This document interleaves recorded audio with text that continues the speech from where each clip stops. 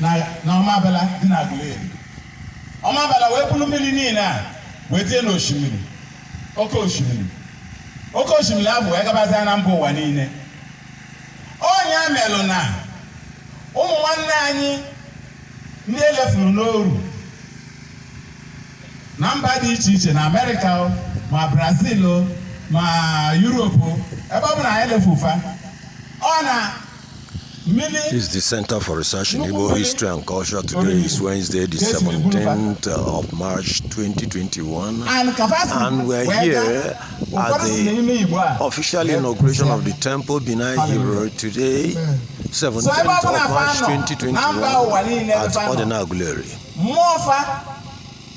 The overseer of the temple, Rabbi Gabriel Ikechukwu Obogwa, is giving the inaugural lecture.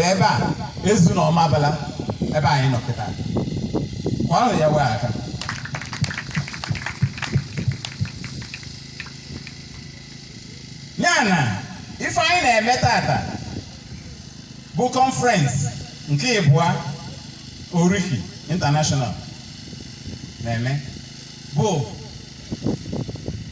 ịchọta ebe a ga-ewulu ya wee ụlọ ya dị nsọ ebe ọ ga-agbadata n'ike na ebube ya na ndị ya bụ ụmụ Israel nọ na mba a wee mekọrịtata. Lotenu na Israel kewara ịbụa n'oge ọchịchị Rehoboam na Jeroboam bụ ụmụ Solomon na-abụ. Imirikiti oge ndị mmadụ na-ekwusi to your tent, O Israel, ya si gbakee. Ụfọdụ awetara ebe okwu ọfụ si bido ebe Israel nọ wee gbakee ịbụa. The Northern Kingdom bụ the 10 tribes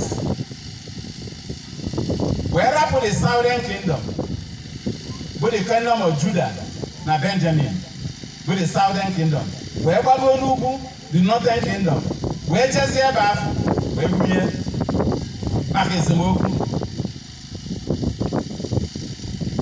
Ebe afọ nọ na the Northern Kingdom fa wee jee solu obodo dịgasị iche iche na Northern Kingdom afọ ndị Jebusites, Perizzites na ndị Hittite niile ya wee si fa na fa emekọta na fa anụkwa fa efe na shifa na efe mana fa ejezi ebe afọ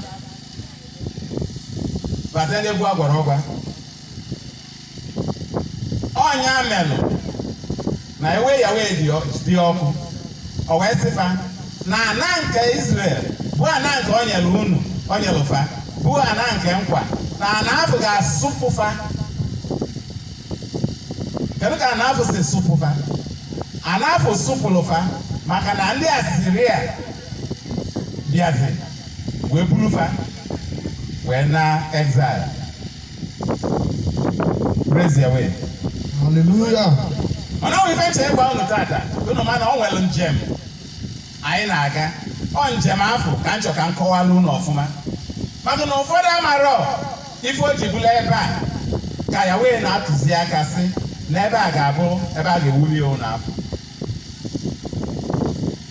Unu ama na the Northern Kingdom oge ndị Asiria buru fa na exile ọ nwere obodo enyelụ fa ebe afọ a na-akpọ Idu Kingdom. Praise Yahweh. Hallelujah.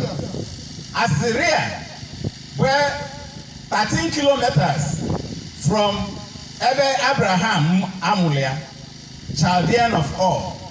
13 kilometers from Chaldean of Ur. Well, an ancient kingdom, Anako Idu. In 2013, archaeologists discovered that kingdom. And on very important. If we Rubama, go to find chapter to that kingdom. Now, one of the kings of that kingdom, Afiabu Abizieri. Praise Yahweh. Hallelujah. Now, history has it. Now, the 7 last kings of that Idu kingdom. Now, Amaro Kavas will disappear, and Amaro will find Jebez. And Unumana, Nani Guanya, you don't know Mabala, no one. You don't have play there. I don't know Idu kingdom. As a case, Yoku. Kumule Yawaka. Now, I don't got to get up. You do kingdom nka Syria. Onwe ka yana you do kingdom nka Igbo siweburu ofu mabu nwe mmekọrịta. Ndị aja na mmụọ je na mmụọ ko ntetala anya asa. On the history, jenu. Hallelujah. Mana anya bụ ụdị ajụjụ a ga-ajụ na temple a ga-ewu ebe a. Maka na ewuwe temple ebe a ga-enwekwa ife akpọrọ Temple Institute. Na Temple Institute afọ a ga na-eme research dị egwu dị iche iche. Ife dị omimi a wee gbaa n'elu. For the secret things of Yahweh belongs to Yahweh. But those that he revealed to mankind belongs to us and our children. Kudo wee dịla anyị. Amen. Therefore, ọ bụrụ na ọ nwere ntụziaka Yahweh nyere anyị, mgbasalụ ife na-eme anyị, tụmadụ anyị nwa bụ ana Igbo, ndị ọwụwa anyanwụ. A na-asị na ndị a na-emegbu anyị, na ndị nwa na-eme nkewa, na anya na history gị, ka ị mara ebe isi, ka ị mara ebe ndọrọ ọnụwa a na-asị na Igbo afụrụ nwefa n'anya, Igbo enwe eze, Igbo eme nka, wickedness, ajọ obi, na ife niile a na-eme n'ala Igbo, o nwere ebe o nwere ka o si bido. Anọ onye melụ na ndị mba, ndị na-abụrọ mba, ndị a na-ebere ugwu, ndị ife na Yahweh na-anọrọ n'ọgbụgba ndụ ji wee nwee ike ịbịa n'alụ Igbo aka n'anya. Igbo wee na-aga ndị oru. Mana temple Bene Ifrahim nke dị na Agbanabọ Ezinọma Bala Aguleri bụ ebe ịzọkwasịrị ụkwụ tata. Ebe a ka ife omimi niile gbasara Igbo ga-ese n'elu. Ebe a ka ije anyị na Yahweh, ebe anyị si wee gbafie ụzọ, ebe a ka anyị ga-edozie. Ebe a ka nna na nwa ga-emekọrịtakwa ọzọ.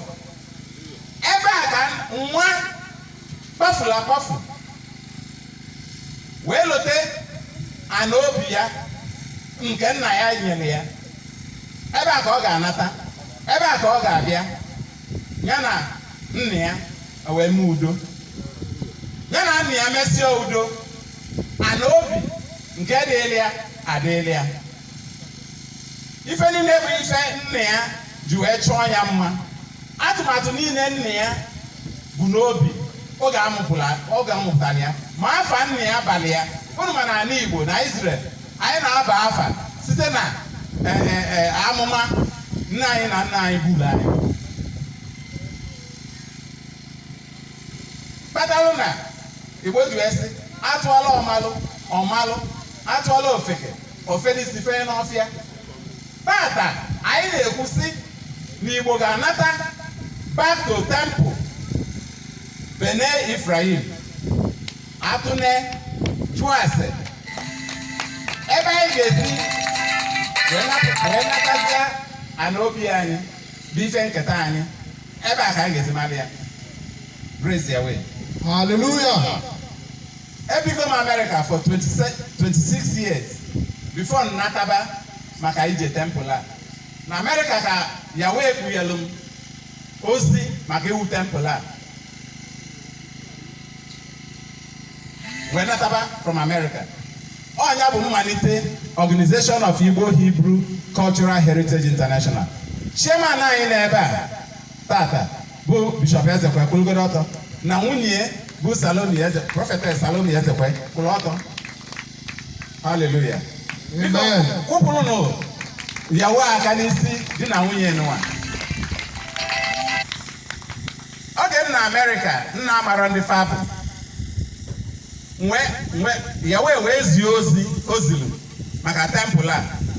Wee sị m naba Nigeria ka nje chọọ ndị ọgbụgba ndụ ya tinye na ya nọ n'ọgbụgba ndụ. Mana na mụ oge m nọ na Nigeria onye Catholic ka m bụ anọrọ m n'ọgbụgba ndụ a. Catholic ka amụnyere m ya.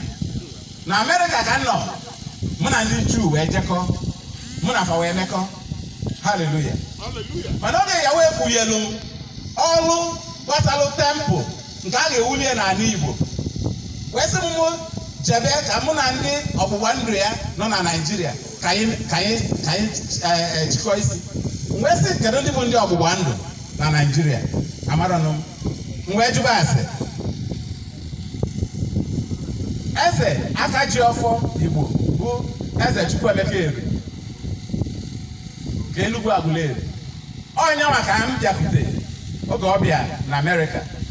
Wee sị ya nekwa ozi ya n'ezi m mana amara m ndị m ga-agwa maka ya na Nigeria. Ọ sị na o nwere nọmba ọ ga-enye m. Onye anyelụ m nọmba Bishop Ezekwe na nwunye.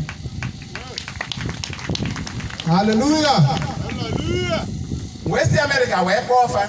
Anya wee bido wee kpaba. Wee na-ezipụ ozi ya. Fọnwa na-asị n'eziokwu na ya wee agbaga ama. Ya na okwu a na-ekwu na ọ ya taa abịa na mmasị. Enwe otu ịtọ dị iche iche ha kpọkọtaba ka wee bido